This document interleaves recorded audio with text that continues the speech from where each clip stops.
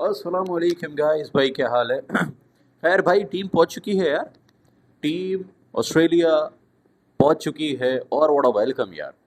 What a next level welcome. जब ये यहाँ पे नेपाल के एयरपोर्ट से जा रहे थे तब भी ये नेक्स्ट लेवल इनको वेलकम मिला प्लेयर्स को। वेलकम कह रहा हूँ, फेयरवेल मिला प्लेयर्स को। और जब ये ऑस्ट्रेलिया अराइव किए, वहाँ पे भी नेपाली फैंस, क्योंकि देखो भाई, ऑस्ट्रेलिया में आपको एयरपोर्ट के ऊपर, हमें पता है, पैट कमिंस वर्ल्ड कप लेके गया था, उसका वेलकम नहीं हुआ था। तो यहाँ नेपाली टीम अभी सिर्फ टॉप एंड सीरीज़ खेलने आ रही है और फुल मतलब हार भी पहना रहे हैं, ढाका टोपी भी पहनाई, फुल तरीके से भाई पिक्चरबाजी सब कुछ हो रहा है। तो क्रेज़ तो है मेरे भाई। और क्रेज़ सिर्फ नेपाल के अंदर ही नहीं है, क्योंकि जब यहाँ से जा रहे थे तब भी फैंस थे, और जब दूसरी कंट्री ऑस्ट्रेलिया जैसी कंट्री में पहुँचे हैं वहाँ पे ऑब्वियसली नेपाली बहुत हैं। तो वो आ भी गए अपने प्लेयर्स को रिसीव करने, बहुत अच्छी बात है। खैर, दूसरी चीज़ ये बात करेंगे, Sandeep is the main man. जहाँ जाता है असली या असल बंदा वही होता है, जो आता है उससे इंटरव्यू ले रहा है।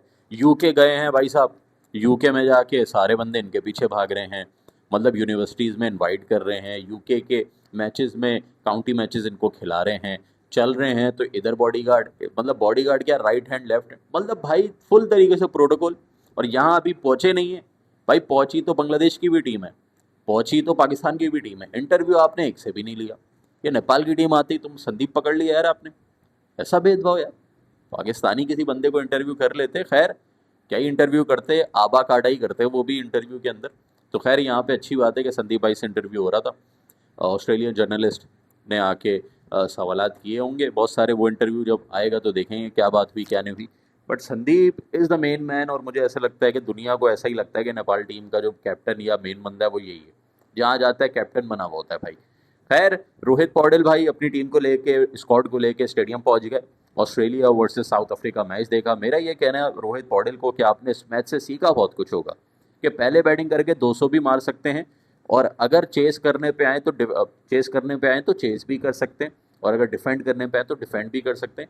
एक और इम्पॉर्टेंट बात, आपका नाइट गेम होगा जब यहाँ पे, तो आपने मेक श्योर ये करना है कि ड्यू फैक्टर भी है।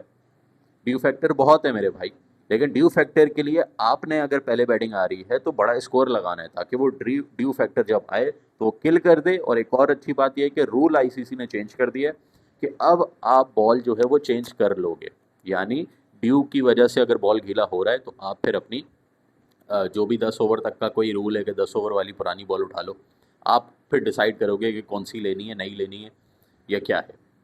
तो खैर, 10 ओवर ओल्ड बॉल दोबारा से अंदर से लाई भी मिल जाएगी। मतलब ऐसा होगा कि अगर ड्यू फैक्टर है, बॉल गीली हो रही है, तो रूल ये है कि अंदर से बॉल आपको नई ला के देंगे, जो 10 ओवर ओल्ड होगी ऑलरेडी, ताकि वो गीली नहीं होगी, तो आपके बॉलर्स जो हैं डिफेंड कर सकते हैं। इसी वजह से साउथ अफ्रीका की देखा था ना, मम्पाका नो बॉलें कर रहा था, नो बॉल, वहाँ पे छक्का भी चौका भी खाया उसने, लेकिन बॉल वॉल चेंज हुई है तो उन्होंने डिफेंड कर लिया। टारगेट भी बहुत बड़ा था उनको, एक मिनी एबी डिविलियर मिल गया, उसने सेंचुरी मार दी 40 वालीस बॉल पे। तो नेपाली बॉलर्स ने, बैटर्स ने आके मैच देखा है। लोकेश बाम ने स्टोरी डाली, रोहित पौडेल द कैप्टन, उन्होंने स्टोरी डाली। सोमपाल कामी स्टेडियम में थे, आपके क्या नाम है, आसिफ शेख स्टेडियम में थे। भाई स्टेडियम में हो, इस स्टेडियम में Nepal will play against Melbourne stars. आप इनकी अपनी टीम के साथ खेलोगे और वो बहुत स्ट्रांग है भाई, वो ऑब्वियसली इनकी अपनी टीमें बड़ी स्ट्रांग है। डार्विन के अंदर क्राउड आएगा, सब कुछ आएगा, स्टेडियम आपने देख लिया, इन्जॉय भी किया, यहीं आपका गेम होना है। तो मुझे ऐसा लगता है अच्छा किया कि ये लोग आ गए स्टेडियम में। लेकिन नेपाल जो है बहुत पीछे चल रहा है इन टर्म्स ऑफ ट्रेनिंग, क्योंकि पाकिस्तान टीम 2 दिन पहले पहुंच गई, और बांग्लादेश तो 3-4 दिन पहले ही पहुंच चुकी है, और वो 3-4 दिन पहले से ट्रेनिंगें कर रहे हैं। हमारे लड़के आज पहुँचे तो ट्रेनिंग ऑब्वियसली नहीं है, रेस्ट करनी होती है, तो वो स्टेडियम में जाके मैच देख के आ गए। अब वो कल करेंगे ट्रेनिंग, कल आपकी ट्रेनिंग होगी, उसके एक दिन बाद आपका मैच हो जाएगा। तो ये है, ट्रेनिंग के लिहाज से पीछे हैं, लेकिन स्टिल हमने इंडिया जाके ट्रेनिंग की थी इन लोगों ने, उसके बाद फिर नेपाल में भी कर रहे थे। तो खैर, और ऊपर से यार ये एक्सपीरियंस भी हैं, वो जो आए हुए हैं वो इतना एक्सपीरियंस नहीं है। आपको वर्ल्ड कप का एक्सपीरियंस है, एशिया कप का है, और बहुत सारे बड़े मैचेस का एक्सपीरियंस है, और रिसेंटली फॉर्म में भी हैं। लेकिन वही है ना, 50-60 दिन से आपने कोई क्रिकेट खेली नहीं है। जो फॉर्म में था, अब कुछ नहीं भरोसा कि वो आउट ऑफ फॉर्म हो जाए, और ये भी नहीं भरोसा कि जो इन फॉर्म है, जो आउट ऑफ फॉर्म था वो इन्फॉर्म हो जाए। बट मैं ये चीज़ आपको कंफर्म कर सकता हूँ कि भुर्टल इज़ ऑन अनदर लेवल, क्योंकि उसने इंडिया में एक प्रैक्टिस गेम खेला, 2-3 खेले इन्होंने, उसमें इसने बहुत मारा, बॉलर्स को इसने बहुत मारा। और अनिल साहने भी 50 की थी, बट अनिल इस स्क्वाड में नहीं है। और युवराज खत्री ने विकेटें ली। Yuvraj Khatri was the game changer. वो जितनी भी आपके प्रैक्टिस गेम होते हैं वो भी इस स्क्वाड में नहीं है। अनिल और युवराज नहीं है। लेकिन फुर्टिल, फुर्टिल ने बहुत मारा, धागे वागे खोले, क्या हो गया इसको। तो खैर बात यही कर रहे थे कि खैर संदीप साहब से इंटरव्यूज़ वगैरह हो रहे हैं, टीम पहुंच चुकी है, वेलकम बहुत अच्छा मिला है, फैंस आए हुए हैं, डार्विन के अंदर भी आएंगे। आज भी नेपाली टीम जब थी डार्विन में मैच देख रही थी तो उनके साथ साथ नीचे फैंस भी काफ़ी थे, नेपाली जर्सी में नेपाली फ्लैग के साथ आए हुए थे। और आप ये देखो टॉप टीमों के मैचेस यही होते हैं। नेपाल टीम ने जब देखा होगा साउथ अफ्रीका वर्सेस ऑस्ट्रेलिया, मतलब आप आउटफील्ड देख रहे हो, आप क्राउड देखो, आप एटमॉस्फेयर देख रहे हो, आप पिच देख रहे हो, आप मतलब देख रहे हो, मज़ा आ रहा है। बाउंसी विकेट है, सब कुछ है, लेकिन ये जो फॉरेन प्लेयर्स हैं, ये सेना कंट्रीज़ के जो प्लेयर्स हैं, ये मज़ा आता है इनको बाउंस थोड़ा मिले।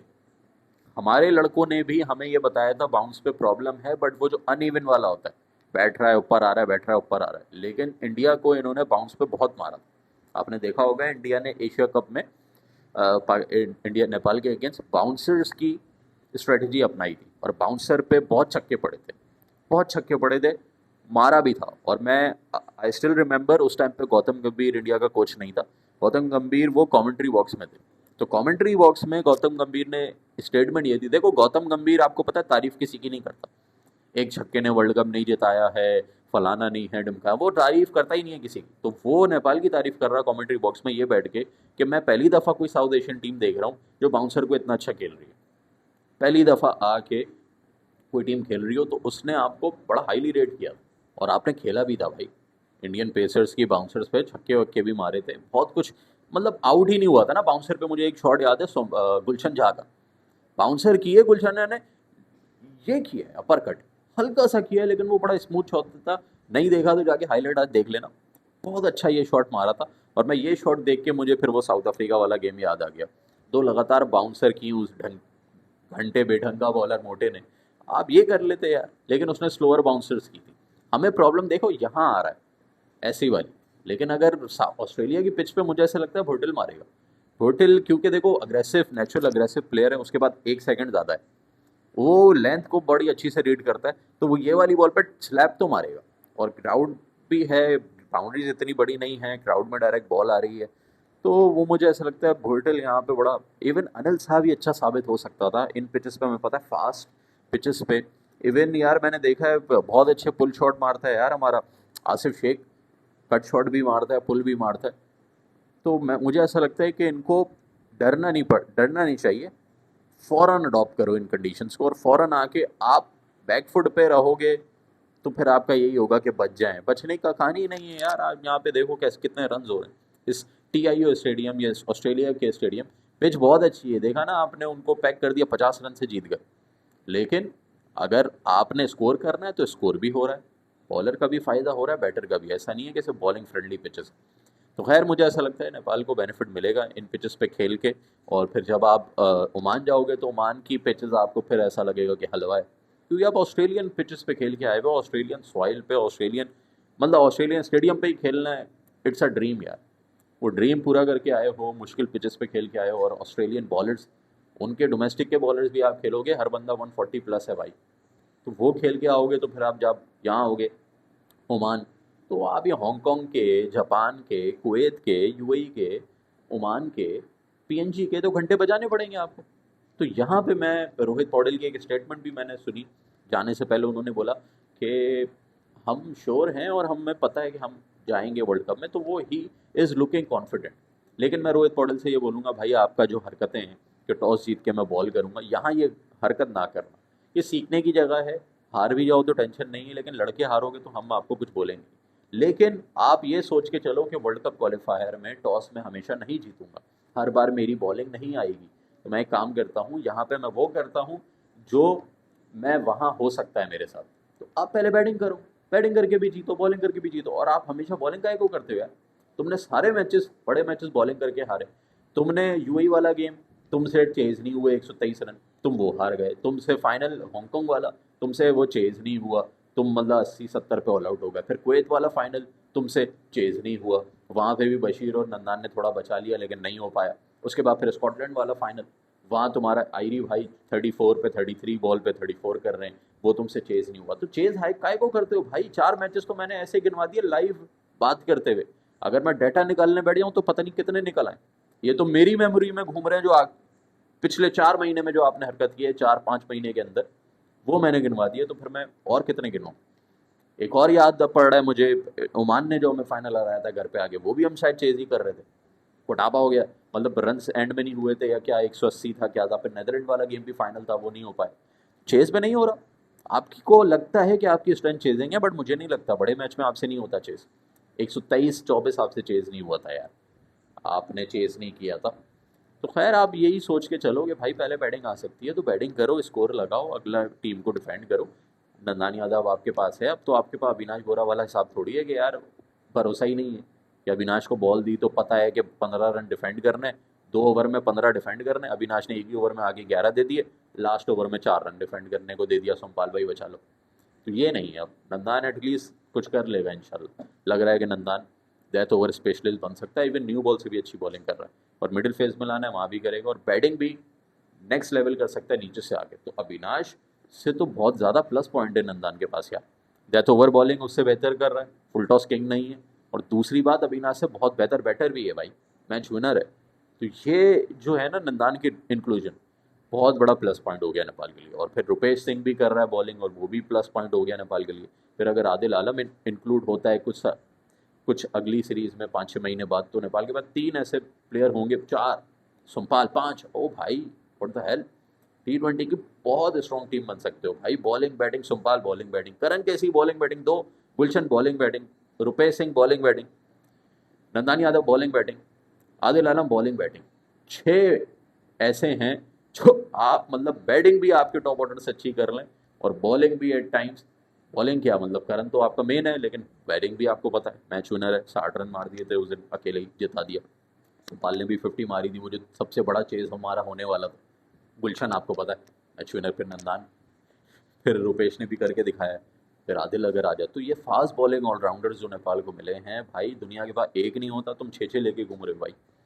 तो अगर रोहित पौडेल अग्रेसिव कैप्टनसी करेंगे तो आप जीत सकते हैं, क्योंकि रोहित के पास एडवांटेज है कि भाई 6 बंदे मेरे पास पीछे ऐसे पड़े हैं, तो मैं शुरू में ही टॉप ऑर्डर से ही हम धागे खोलना शुरू करते हैं, क्योंकि पावर प्ले यूटिलाइज करते हैं, बहुत अच्छा कर सकते हो। खैर टीम आ गई है ऑस्ट्रेलिया, लेट्स सी क्या करते हैं। एक दिन आज रेस्ट करेंगे, मैच देगा, इनको पता लग गई है कंडीशन कैसी है, क्या है क्या नहीं है, इनको अंदाज़ा हो गया, अच्छी बात है। Closely they were watching the game, और अच्छी बात है, हमारा फ़ायदा है। कल ये ट्रेनिंग करेंगे, उसके बाद शायद परसों रेस्ट करेंगे, और फिर नेक्स्ट डे आफ्टर 2 डेज़ इनका पहला मैच है एंटी स्ट्राइक्स के साथ। उसके बाद फिर उसी के अगले दिन फ़ौरन बांग्लादेश के साथ है 16 अगस्त को। 14 अगस्त को पहला गेम है पाकिस्तान वर्सेस बांग्लादेश, पाकिस्तान का इंडिपेंडेंस डे होगा। वी विल होप कि पाकिस्तान जीते, इंडिपेंडेंस डे की खुशी दे। और सुबह मैचेस आएंगे, दोपहर में मैचेस आएंगे 2 बजे पाकिस्तानी वक्त पे, नेपाल के वक्त पे 3:15 पे मैच शुरू होगा। ये पाकिस्तान वाला भी 2 बजे, और नेपाल का पहला गेम जो 15 को है वो 1:30 पे, यानी नेपाली 2 बजे। और फिर दूसरा गेम जो बांग्लादेश से वो रात दोपहर के 3 बजे शुरू होगा। ठीक है, टाइमिंग शाइमिंग है। और अच्छी बात यह है कि कल हमने वीडियो की, उसके बाद ही रात में न्यूज़ ये आई कि कांतीपुर मैक्स ये लाइव दिखाएगा, तो नेपाल के लिए फ़ायदा हो गया, आराम से कांतीपुर पे देखना जाके मैचेस। तो खैर संदीप भाई मेन मैन हैं, जो भी आ रहा है इंटरव्यू संदीप का ही ले रहा है। संदीप भाई इंजॉय कर रहे हैं, टीम पहुंच गई है, ब्रिलियंट वेलकम, सब कुछ कर लिया फैंस ने, अब प्लेयर्स ने करना है, हमें खुशी देनी है भाई। क्या कहते हो? प्लेयर्स को अब यहाँ से कुछ ना कुछ करना पड़ेगा, अगर प्लेयर्स अपना 100% नहीं देंगे तो भाई हमारा दिल टूट जाएगा, क्योंकि यहाँ सबसे अच्छी अपॉर्चुनिटी, सबसे अच्छा चांस नेपाल के पास है। उनके जर्नलिस्ट को भी पता है ना, उन्होंने पाकिस्तान का इंटरव्यू लिया नहीं लिया दिखा कुछ नहीं, ना बांग्लादेश का लिया। दे नो कि यार नेपाल ही सबसे बड़ी टीम आ रही है, जो कि वर्ल्ड कप खेल रही हुई टीम है, जो कि इंटरनेशनल असल स्टार्स इधर हैं। पाकिस्तान बांग्लादेश के पास हैं, वो इतना नहीं उनको एक्सपोजर मिला, सिर्फ नाम है उनका कि फुल मेंबर की टीम आई है, लेकिन पीछे लड़के जो हैं वो इतना एक्सपीरियंस नहीं है। बट नेपाल के बहुत एक्सपीरियंस है, इसलिए उनको पता है कि सबसे स्ट्रॉन्गेस्ट और टफेस्ट टीम यही है। अगर ये हारेगी तो भाई गलत हो जाएगा, जीतना आपको पड़ेगा, आपसे स्ट्रॉन्गेस्ट कोई नहीं। अब मुझसे डिबेट कर लेना अगर दिल करे, और मैं डिबेट में आपको प्रूफ भी कर दूंगा रॉन्ग कि क्यों नेपाल सबसे स्ट्रॉन्गेस्ट है इस पूरे टॉप एंड T20 के अंदर। खैर वीडियो को लाइक करो, अगली वीडियो में मिलते हैं आपसे।